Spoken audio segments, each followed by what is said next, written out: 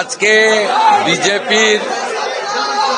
বিজেপির উত্থান এবং আলটিমেটলি এই বিপুল জনাদেশ নিয়ে বিজেপির ক্ষমতায় আসার পিছনে যে বিচারধারা এবং যার রাজনৈতিক ভিত্তিভূমি তৈরি হয়েছিল সেটা বিশিষ্ট স্বাধীনতা সংগ্রামী ভারত কেশরী ডক্টর শ্যামাপ্রসাদ মুখার্জির জন্য। সবচেয়ে বড় কথা, রাজনৈতিক দিকটা বাদ গেলেও আজকে যে আমরা একটি স্বাধীন গণতান্ত্রিক দেশে দাঁড়িয়ে আছি বা নিজেরা নিজেদের কর্ম বা সবকিছু করছি, শ্বাস প্রশ্বাস নিতে পারছি, সবটাই কিন্তু ভারত ভক্তির জন্য।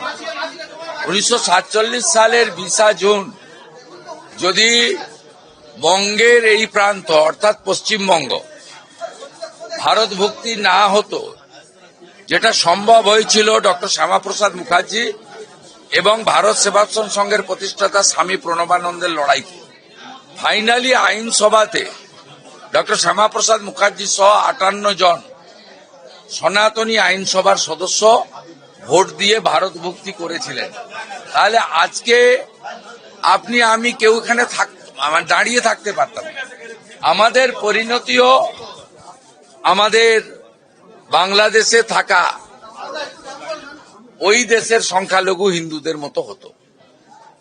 একটা সময় ডক্টর শ্যামাপ্রসাদ মুখার্জি বলেছিলেন যে কংগ্রেসের নেতাদের, তোমরা দেশ ভাগ করলে আর আমি পাকিস্তানকে ভাগ করলাম, অর্থাৎ পশ্চিমবঙ্গের সৃষ্টি হয়েছিল। আমি নিশ্চিতভাবে ক্যাবিনেটে রাখবো, বিধানসভায় রাখবো। আমার ভাবনার মধ্যে আছে যে পশ্চিমবঙ্গের প্রতিষ্ঠা দিবস 1947-এর 20 জুনই হওয়া উচিত। আমার ভাবনায় আছে, আমি এটা ক্যাবিনেটে এবং বিধানসভায় নিশ্চিতভাবে রাখবো। ইতিহাসকে বদলে দেওয়া যায় না। তাই আজকে যার বিচারধারার, যার প্রচেষ্টার মধ্য দিয়ে আমি মুখ্যমন্ত্রীর শপথ নিয়েছি, আমার সাথে সিনিয়র পলিটিশিয়ান মানিকতলার নির্বাচিত বিধায়ক তাপস রয় রয়েছেন, গত বিধানসভার চিফ হুইপ অপোজিশন রাজ্য বিজেপির অন্যতম নেতা ডক্টর শঙ্কর ঘোষ রয়েছেন, রাজ্য বিজেপির অন্যতম সহসভাপতি অত্যন্ত উচ্চশিক্ষিত প্রাক্তন সাংবাদিক সিউড়ি থেকে বিপুল ভোটে নির্বাচিত বিধায়ক জগন্নাথ চট্টোপাধ্যায় রয়েছেন এবং সর্বোপরি আমাদের দক্ষিণ কলকাতার তরুণ সভাপতি অনুপম ভট্টাচার্য রয়েছেন। আমরা সকলে আজকে এখানে এসেছিলাম এবং আমার সঙ্গে শ্রমিকদা সকাল থেকেই ছিলেন। শ্রমিকদা আমাকে বলছিলেন যে তুমি আজকেই ডক্টর শ্যামাপ্রসাদ মুখার্জির বাড়ি থেকে ঘুরে আসবে। আমি শ্রমিকদাকে আরো অ্যাডিশন করে বললাম, ডক্টর শ্যামাপ্রসাদ মুখার্জির বাড়িতে যাব, সেখান থেকে স্বামী প্রণবানন্দকেও বালিগঞ্জ ভারত সেবাশ্রম সঙ্গে গিয়ে প্রণাম করে আসব। আর মা কালীঘাট মায়ের তার আশীর্বাদ আমার ছিল, কারণ আমি যেদিন প্রথম প্রণাম করতে যাই, মাকে পুজো করতে যাই, সেদিন মায়ের পা থেকে একটি পদ্ম ফুল পড়ে আমার হাতে পড়েছিল। আমি সেদিনই বুঝেছিলাম মা কালীর আশীর্বাদ আমার উপর বা আমাদের উপর আছে। সেই কালীঘাট মন্দিরও দর্শন করব এবং আমি যেহেতু ভবানীপুরের বিধায়ক, শীতলা মায়ের মন্দিরও যাওয়ার আমার পরিকল্পনা আছে। আগামী 1 ঘন্টার মধ্যে আমাকে এগুলো করতে হবে।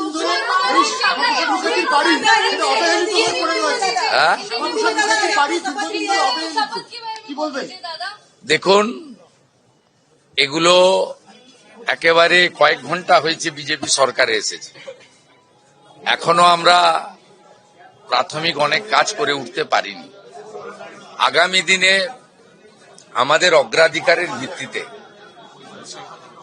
এগুলো থাকবে এবং পরিবার ট্রাস্টি বা ডক্টর শ্যামাপ্রসাদ মুখার্জির উপর যারা গোটা দেশে এবং পশ্চিমবঙ্গে চিন্তা ভাবনা করেছেন তাদেরকে যুক্ত করেই এগোতে হবে।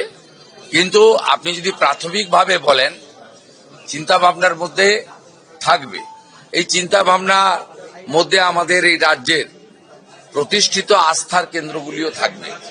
যেভাবে মাননীয় নরেন্দ্র মোদীজির নেতৃত্বে চারধাম আদিগুরু শঙ্করাচার্যের সমাধিস্থল সেজে উঠেছে, কাশী বিশ্বনাথ সেজে উঠেছে, মধ্যপ্রদেশের মহাকাল উজ্জয়িনী সেজে উঠেছে, অযোধ্যায় অত্যন্ত পূর্ণ রাম মন্দির তৈরি হয়েছে, পূর্ণাঙ্গ হয়েছে, ধ্বজ উত্তোলন হয়েছে। এইভাবে গোটা ভারতবর্ষের বহু আস্থার জায়গা মোদিজির নেতৃত্বে, তার তদারকিতে নতুন রূপ পেয়েছে।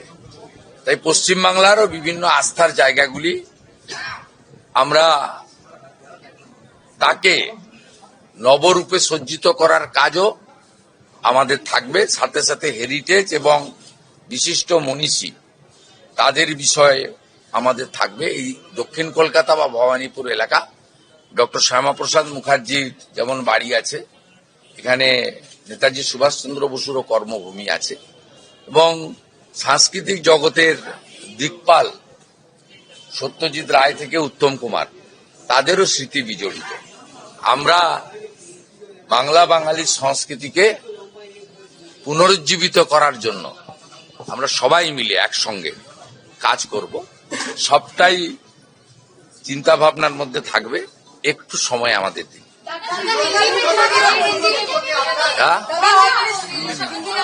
हिंदी में देखिए, आज ऐतिहासिक शपथ ग्रहण हुआ है।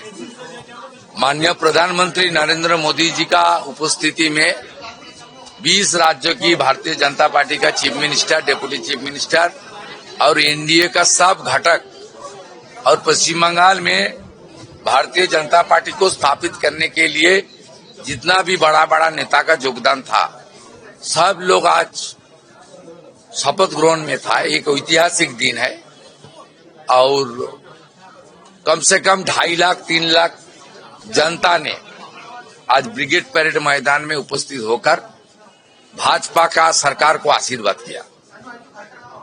और भाजपा का जो विचारधारा में भारतीय जनता पार्टी ने स्थापित हुआ है, वो विचारधारा डॉक्टर श्यामा प्रसाद मुखर्जी का है।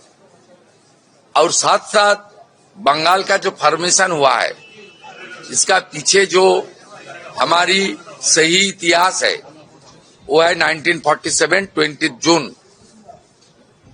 हमारी जो कानून सभा था पश्चिम बंगाल में, जो आज असेंबली है, वहां डॉक्टर श्यामा प्रसाद मुखर्जी के नेतृत्व में रेजुलेशन पारित करके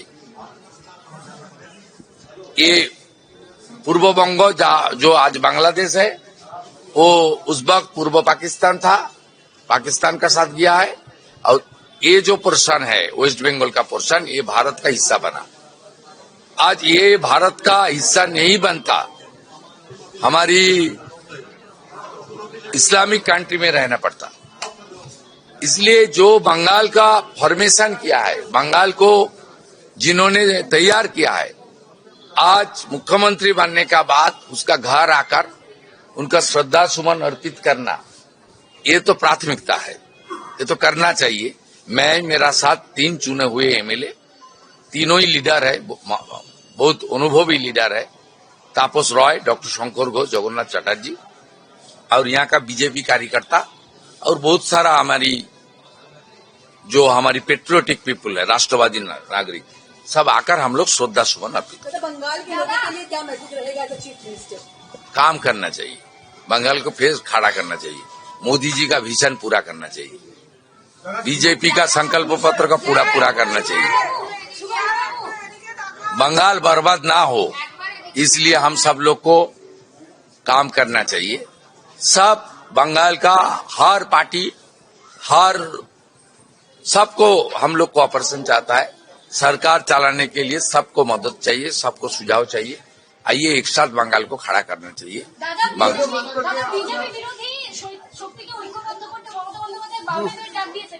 আমি একটা কথাই বলবো, উনি রাজনীতিতে